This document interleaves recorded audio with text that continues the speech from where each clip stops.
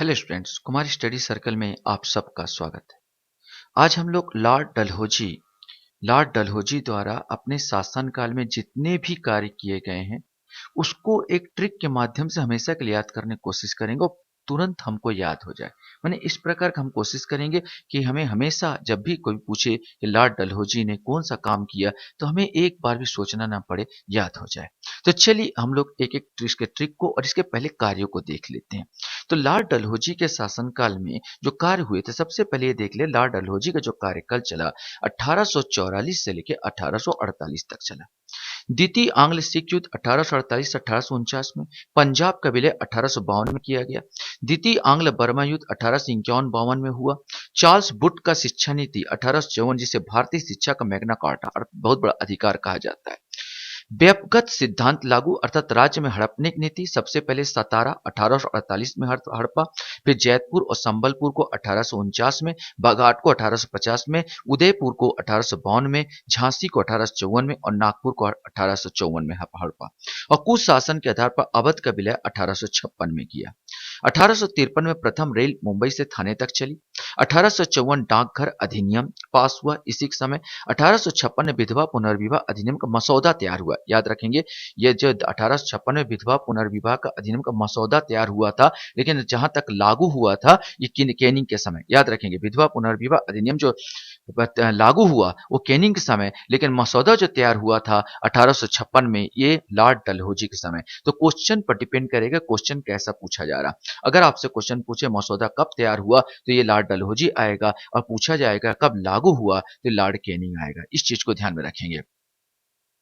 PWD सार्वजनिक निर्माण विभाग की स्थापना भी लॉर्ड डलहौजी के समय हुई थी। टेलीग्राफ सेवा का आरंभ कोलकाता से आगरा के बीच लॉर्ड डलहौजी के समय हुआ और इसी के समय शिमला को भारत की ग्रीष्मकालीन राजधानी बनाया गया। तो इतने सारे चीज को कैसे याद रखा जाए, तो हम सिंपल सा एक ट्रिक्स निकालेंगे। मैंने अब डलहौजी को मैं डोली से याद करूंगा। जो हमारे यहाँ पर जो कि बोला जाता है, तो दुल्हन लोगों की जो डोली निकलती है उसी से मैं आपको याद करूंगा। डलहौजी मैंने डोली, डोली याद रखना, डलहौजी डोली याद रखेंगे। तो कैसे करेंगे? डोली मतलब किसी विधवा की, हम ये मान के चल किसी विधवा की डोली निकल रही है, तो 1856 विधवा पुनर्विवाह अधिनियम का मसौदा तैयार हुआ। मैं याद करूंगा, दिमाग में बैठाऊंगा कि किसी विधवा की डोली निकल रही है, तो 1856 विधवा पुनर्विवाह अधिनियम का मसौदा तैयार हुआ। विधवा का शादी जो हुआ होगा, शादी सार्वजनिक भवन में हुआ होगा, मतलब पीडब्ल्यूडी। नो डाउट कहीं ना कहीं सार्वजनिक भवन ही लेते हैं शादी के लिए। तो शादी के लिए जो सार्वजनिक भवन लिया था तो पीडब्ल्यूडी, तो पीडब्ल्यूडी की स्थापना, जो सार्वजनिक भवन की स्थापना भी किसके समय हुई? लॉर्ड डलहौजी के समय हुई। हमें देख लेते हैं कि जो विधवा है जिसकी शादी हो रही, दूसरी बार वरमाला पहनाने जा रही है।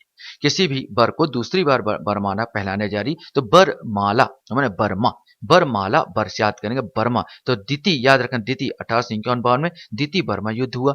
इसी प्रकार इसको दूसरी बार सीख मिलेगा, दूसरी बार जो शादी का सीख मिलेगा, एक्सपीरियंस होगा, तो द्वितीय आंग्ल सिख, सीख से सिख युद्ध 1848-1849। एक चीज याद रखना, लॉर्ड डलहौजी के समय दोनों द्वितीय बर्मा युद्ध हुआ और द्वितीय सिख आंग्ल सिख युद्ध हुआ। इतना तो आपको याद हो जाएगा। नेक्स्ट जो अपन ये याद कर लेंगे, जो ये जो दुल्हन है वो काफी पढ़ी लिखी है, तो पढ़ी लिखी कन्या, तो चार्ल्स बुट का शिक्षा नीति 1854, ठीक जैसे शिक्षा का मैग्ना कार्टा कहा जाता है ना, तो पढ़ी लिखी कन्या रहेगी, तो चार्ल्स बुट का शिक्षा नीति 1854। एक ही चीज से, डोली से ही हमको, अब ये तो कन्फर्म है डोली होगी, तो हम बस इतने याद है कि विधवा की डोली होगी, तो भाई दूसरी बार वो बरमाला पहनाएगी और दूसरी बार उसको सीख प्राप्त होगी, और जो विवाह होगा कोई ना कोई सार्वजनिक भवन में होगा, ठीक है। और विवाह जो आजकल सब पढ़ी लिखी होती है, तो दुल्हन पढ़ी लिखी है तो हो जाएगा चार्ल्स बुट का डिस्पैच। यहां तक तो आपको ये पूरा याद हो गया होगा।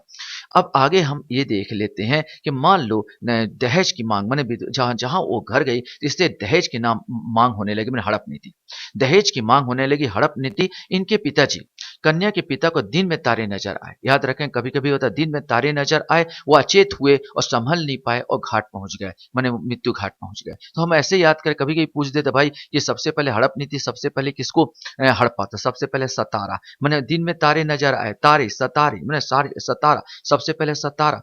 वो अचेत हो गया, अचेत में जैतपुर, चैत मुझको चैत अचेत, अचेत में जैतपुर, याद रखना जैतपुर। वो संभल नहीं पाए, संबलपुर 1849 में, और सीधा घाट पहुंच गया बघाट। कभी कभी क्रम जमाने को पूछ देता है, तो कम से कम 4 क्रम आपको याद होना चाहिए, पहले सतारा, फिर जैतपुर, संबलपुर और बघाट। कभी क्रम पूछे तो आपको क्रम आना चाहिए। तो दहेज की मांग से हड़प नीति याद कर लेंगे। अब ये महिला जो है, ये है कन्या पर अनुशासन। क्या है? कन्या पर अनुशासनहीनता का आरोप एवं वध का भय। अब इस कन्या को वध का भय हो गया तो उसका वध न कर दिया जाए। कुशासन के आधार पर अब इसको कैसे याद करोगे? वध माने कन्या पर अनुशासन ही दिया, अनुशासन माने कुशासन, और वध इसके महिला है इसको वध का भय, तो वध हो जाएगा उसका, तो अवध। अवध का विलय 1856 में कुशासन के आधार पर किया गया था। महिला ट्रेन पकड़ती है और चली जाती है मुंबई। मैंने कन्या ट्रेन से थाने पहुंची, मैंने सीधा सीधा रिपोर्ट लिखाने। कन्या ट्रेन से थाने पहुंची रिपोर्ट लिखाने। यहाँ पर प्रथम रेल मुंबई से थाने चली 1853 में। इसके बाद कन्या ने माँ को डाक एवं टेलीग्राम से सूचना दी। माँ को डाक और टेलीग्राम से सूचना दी। 1854 डाकघर अधिनियम और टेलीग्राम सेवा का प्रारंभ हुआ और महिला अपने घर शिमला पहुंच गई। मैंने शिमला को भारत में ग्रीष्मकालीन राजधानी बनाया गया। मैं एक दुल्हन से ही सारे चीज को आप याद कर सकते हैं, दिमाग में बैठा सकते हैं। केवल डोली डोली उठाओ और पूरा का पूरा जो उसका कार्यक्रम है वो आपको आसानी से याद हो जाएगा। इस प्रकार का याद करोगे आसानी से याद हो जाएगा। जैसे नेक्स्ट बार फिर से बोल रहा हूं, जब घर में गई तो दहेज के लिए मांग होने, हड़प नीति स्टार्ट हो गई। जो पिता का दिन में तारे निकल आए, वो संभल नहीं पाए ना, जयपुर ना उसका अचेत हो गए, संभल नहीं पाए और बघाट, वो सीधा घाट पहुंच गए। तो सतारा, जयपुर, संबलपुर, बघाट। कन्या पर अनुशासनहीनता का आरोप, उसका वध का भय था, तो अवध कुशासन के आरोप पर कन्या ट्रेन में बैठी और थाने पहुंची। तो पहला ट्रेन जो चला था, थाने पहुंचे तो सबको याद होगा यहाँ पर। और कन्या ने अपनी माताजी को पत्र लिखा, मैंने डाक तार और टेलीग्राम भेजा कि मैं आ रही हूँ। तो यहाँ पर अधिनियम हो जाएगा डाकघर टेलीग्राम सेवा, और सीधा चली गई शिमला। घर ट्रेन में बैठी और शिमला, तो शिमला ग्रीष्मकालीन राजधानी थी। तो ये कितना आसान से एक छोटा सा स्टोरी और आसानी से आपके दिमाग में ये बैठ चुका होगा। आशा करता हूँ ये वीडियो आपको अच्छा लगा होगा। वीडियो आप वॉच करते थे, थैंक यू, धन्यवाद।